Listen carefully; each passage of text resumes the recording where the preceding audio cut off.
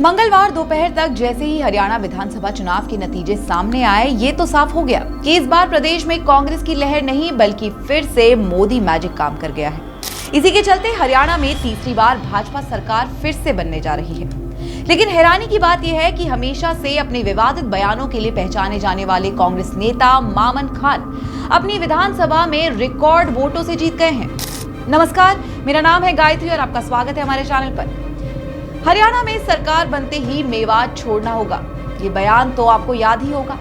पिछले साल हुई जबरदस्त सांप्रदायिक हिंसा की वजह से चर्चाओं में आने वाले और इस तरह के विस्फोटक बयान देने वाले मामन खान ने इस चुनाव में बम्पर जीत दर्ज की है। साथ ही नू मेवात इलाके में कांग्रेस ने तीनों सीटों पर बाजी मार ली है।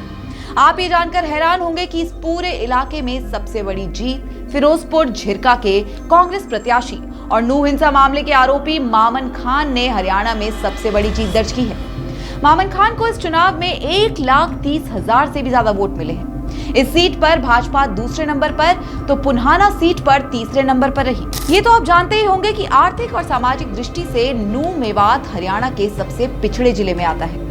यहाँ सबसे ज्यादा मुस्लिम वोटर हैं। शायद इस वजह से कभी भाजपा यहाँ कमल नहीं खिला पाई। इस बार बीजेपी ने नू सीट से पूर्व मंत्री संजय सिंह पर दांव लगाया था।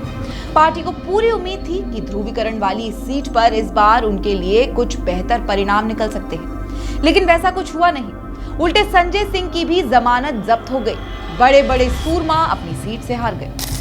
दोस्तों, हरियाणा की 90 विधानसभा सीटों में मुस्लिम बाहुल मेवात जिले की 3 विधानसभा भी शामिल हैं, जिन पर हमेशा से ही मुस्लिम नेताओं का कब्जा रहा है। यहाँ की मुस्लिम आबादी ने भी हमेशा से ही भाजपा से दूरी बनाए रखी। आपको याद होगा कि नू में पिछले साल ब्रजमंडल यात्रा के दौरान भयंकर हिंसा हुई थी, जिसमें भारी मात्रा में जान माल का भी नुकसान हुआ था। मेवात के लोगों पर एनएसए जैसी कई संगीन धाराओं में केस दर्ज किए गए थे। हिंसा के बाद यहाँ के स्थानीय मुस्लिम नेताओं और जनता ने बीजेपी सरकार पर मुसलमानों की चुन चुन कर निशाना बनाए जाने और उनके मकान जबरन बुलडोजर से गिराने का आरोप लगाया था। उस हिंसा की वजह से क्षेत्र की हिंदू मुस्लिम आबादी के बीच तनाव बढ़ गया था, जो लंबे समय तक बरकरार रहा। इसी के चलते लोकसभा चुनाव के नतीजों में भी कांग्रेस को एक तरफा जीत मिली थी और अब विधानसभा चुनाव में भी मुस्लिम वोटरों की तरफ से एक तरफा होकर सिर्फ कांग्रेस के लिए वोट करना भाजपा के लिए कुछ अच्छे संकेत नहीं दे रहा है। दरअसल मामन खान अपने एक बयान से नू मेवात इलाके के सबसे बड़े नायक बन गए हैं। वो बयान नू हिंसा से करीब 6 महीने पहले दिया गया था। इसमें मामन ने कहा था कि अब की बार गौरक्षक मोनू मानेसर मेवात आया तो उसे प्याज की तरह फोड़ देंगे।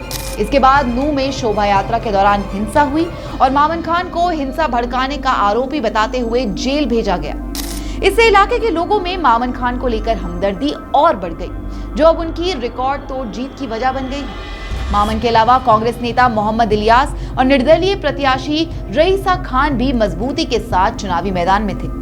रईसा खान 2024 में भी विधायक रह चुके हैं, लेकिन इस बार कांग्रेसियों ने रईसा खान पर भाजपा समर्थक होने का आरोप लगाया। इसलिए इस बार के चुनाव में उन्हें कोई खास तवज्जो नहीं दी गई और मेवात ही नहीं बल्कि पूरे हरियाणा में मामन खान सबसे ज्यादा रिकॉर्ड वोटरों से जीत दर्ज करने वाले नेता बन गए हैं। और इसी के साथ हम आपसे लेते हैं विदा। खबर के बारे में अपनी प्रतिक्रिया हमारे साथ कमेंट्स के जरिए जरूर शेयर करें और देखते रहें हमारा चैनल। नमस्कार। श्रेष्ठ हरियाणा पर खबरों से जुड़े रहने के लिए चैनल को लाइक और सब्सक्राइब जरूर करें। बेल आइकन दबाएं और देखते रहें श्रेष्ठ हरियाणा।